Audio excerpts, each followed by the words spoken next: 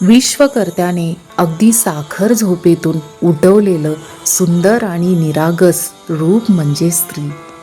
स्त्री तत्वाची जोपासना करायला फार अवघड असते, असा हा स्त्रीचा जन्म.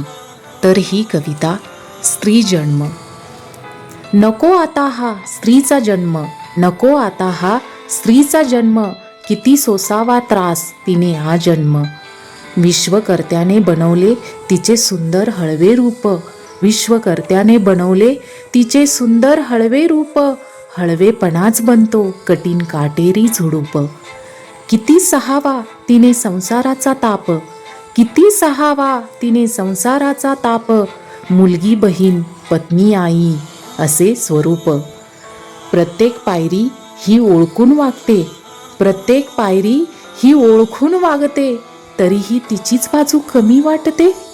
स्वतः झिजून दिव्यांचा प्रकाश देते, स्वतः झिजून दिव्यांचा प्रकाश देते, इतरांना मात्र रिकामे आकाशच वाटते.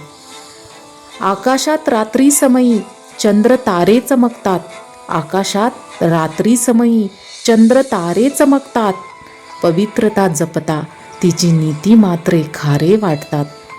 कशाला हवा सुंदर विलक्षणी मूर्तीचा जन्म, कशाला हवा सुंदर विलक्षणी मूर्तीचा जन्म, जिथे मौल्यवान विभूतीचे नसतात भावनिक मर्म, जिथे मौल्यवान विभूतीचे नसतात भावनिक मर्म.